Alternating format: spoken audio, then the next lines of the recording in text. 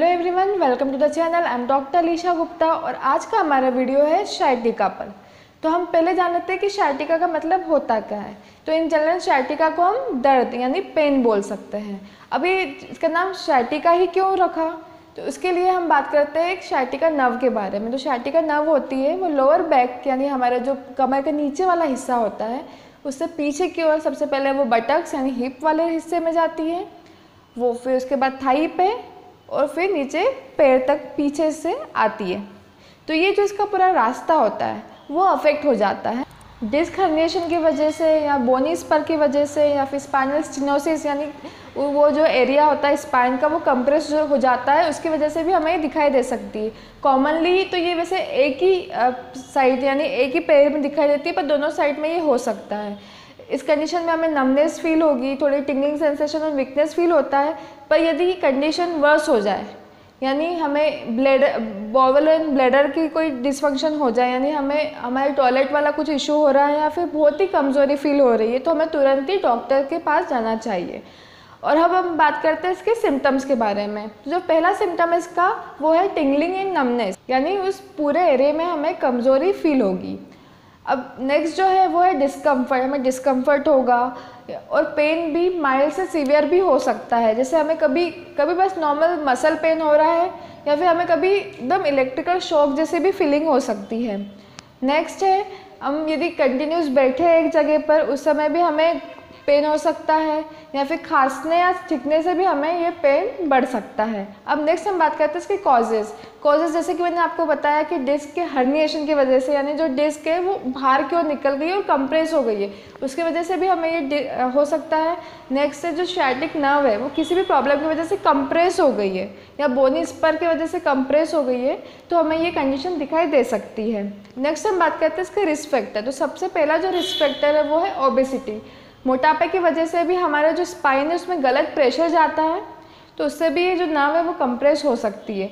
Diabetes जो होती है वो नर्व को अफेक्ट करती है, तो वो भी कारण हो सकता है sciatic नर्व होने का, sciatica होने का। अब हम बात करेंगे इसके रिस्क फैक्टर्स के बारे में। तो सबसे पहला जो रिस्क फैक्टर है वो है एज। जैसे जैसे हमारी एज बढ़ती है वैसे हमें कंडीशंस भी बहुत सारी होती है। तो जो पहली कंडीशन है जैसे मैंने आपको बताया डिस्क का हर्निएशन होना, नेक्स्ट है बोनी स्पर यानी बोन की एक्स्ट्रा ग्रोथ होना। अब जो नेक्स्ट रिस्क फैक्टर है वो है ओबेसिटी में भी ज़्यादा वजन की वजह से भी हमें ये हो सकता है, क्योंकि ज़्यादा वजन से हमारा जो स्पाइन है उस पर प्रेशर जाता है, उससे भी हमारी जो sciatic नर्व है वो कंप्रेस हो सकती है यानी दब सकती है। नेक्स्ट है ऑक्यूपेशन, हमारा ऐसा कुछ काम जिससे कि हमारा जो प्रॉपर मूवमेंट नहीं हो पा रहा है या फिर हम ज़्यादा वजन उठा रहे हैं या फिर हमारा जो बैक का टर्निंग ज़्यादा हो रही है, तो उसकी वजह से भी हमें ये हो सकता है। नेक्स्ट है प्रोलॉन्ग सिटिंग, यानी हम लंबे समय तक बैठे हैं, उससे भी हमारा जो स्पाइनल कॉर्ड है या फिर जो sciatic नर्व है वो कंप्रेस हो सकती है। या फिर आजकल जो सेडेंटरी लाइफस्टाइल चल रही है, सब आराम से रहना पसंद करते हैं, आराम से बैठना पसंद करते हैं, वो भी एक प्रॉब्लम हो सकती है। अब हम बात करते हैं इसके प्रिवेंशंस के बारे में। प्रिवेंशन में सबसे बेस्ट है कि आपको रोज़ रेगुलरली एक्सरसाइज करनी है, आपका पोस्चर पर ध्यान रखना है, वॉकिंग करनी है। आप जितना वॉक करेंगे उतना ही आपके लिए अच्छा है, पर वॉकिंग में भी आपको ये याद रखना है कि आपका जो बॉडी का अलाइनमेंट है, पोस्चर वो प्रॉपर होना चाहिए। So let's start the physiotherapy exercise. जो हमारी पहली एक्सरसाइज है उसमें जो स्टार्टिंग पोजीशन है वो हमें इस तरीके से बैठना है, एक पैर को सीधा करना है, दूसरा पैर इस तरीके से रहेगा, एक हाथ इस तरीके से रखेंगे, दूसरा हाथ ऊपर और हमें इस साइड बेंड होना है और इधर से आगे की ओर स्लाइड करना है। इस तरीके से स्लाइड करेंगे, होल्ड करेंगे for 5 to 10 second and slide करते हुए बैक। फिर से इस साइड झुकेंगे, स्लाइड करेंगे आगे की ओर, स्ट्रेच फील करेंगे एंड रिलैक्स। याद रखिए इस तरीके से बेंड नहीं होना है, ना पीछे की तरफ जाना है, सीधे हमें इस तरीके से मुड़ना है। नेक्स्ट जो एक्सरसाइज है उसमें हमें इस तरीके से हम पैर को आगे की ओर फोल्ड करेंगे, एक पैर पीछे की ओर जाएगा। थोड़ा सा टफ एक्सरसाइज है पर आप प्रैक्टिस करने से आप इसे इजीली कर पाएंगे। ये पैर पूरा फोल्ड हो जाएगा, दूसरा पैर स्ट्रेट रहेगा, इस तरीके से हमें आगे की ओर बेंड होना है।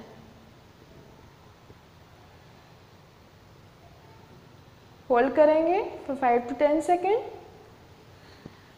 रिलैक्स, फिर से एंड रिलैक्स। नेक्स्ट जो एक्सरसाइज है उसमें हमें सीधा लेटना है। थेरापिन की मदद से इस तरीके से हमें पैर को ऊपर उठाना है और अपनी ओर पंजे को खींचना है। रोक के रखेंगे एंड रिलैक्स।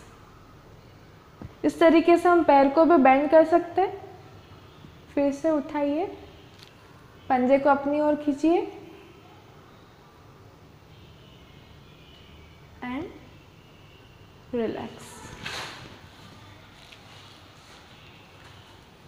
नेक्स्ट एक्सरसाइज है, उसमें हमें इस तरीके से पैर को पकड़ना है और अपनी ओर खींचना है।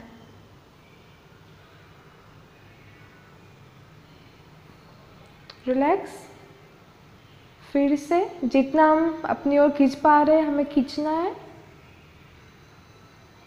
And relax. नेक्स्ट एक्सरसाइज है, इसमें हमें इस तरीके से इसे होल्ड करके रखना है, दूसरा पैर मोड़ना है और इसे अप एंड डाउन मूव करना है।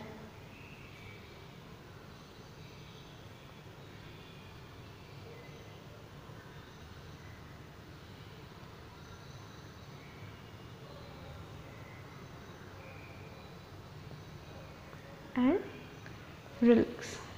नेक्स्ट एक्सरसाइज में दोनों पैर इस तरीके से मोड़ेंगे और अपनी ओर इसे खींचेंगे।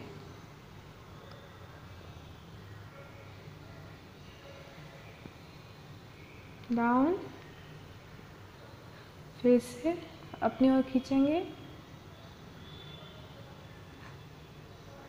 And relax. नेक्स्ट हम टर्निंग करेंगे, दोनों हाथ साइड में रहेगा और इस तरीके से हमें टर्न करना है।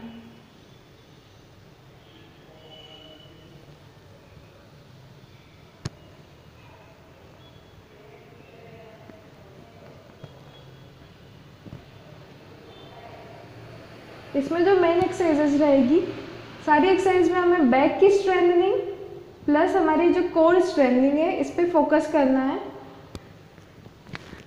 तो जो वो एक्सरसाइज एंड हो चुकी है, अब जो नेक्स्ट एक्सरसाइज है उसमें हम ब्रिजिंग करेंगे। ब्रिजिंग के लिए हमें इस तरीके से इसे ऊपर उठाना है, पेट को अंदर की ओर खींचना है, 10 सेकेंड के लिए रोक के रखना है। नीचे, फिर से ऊपर, पेट को अंदर की ओर खींचे और फिर नीचे। नेक्स्ट जो एक्सरसाइज है उसमें जो स्टार्टिंग पोजीशन रहेगी इस साइड से रहेगी। इसे इस तरीके से आना है, दोनों पैरों को इस तरीके से स्ट्रेच करना है और इसे स्ट्रेच करेंगे।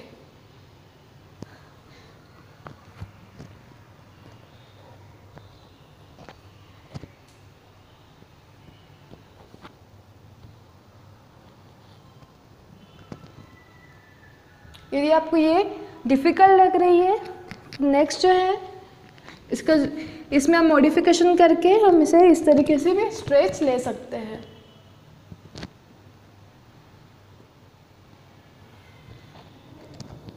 ये सारी एक्सरसाइज करते वक्त आपको ये ध्यान रखना है, ये एक्सरसाइज करते वक्त यदि हमारा दर्द ज़्यादा हो रहा है, बढ़ रहा है, तो हमें उस एक्सरसाइज को उसी समय रोक देना है।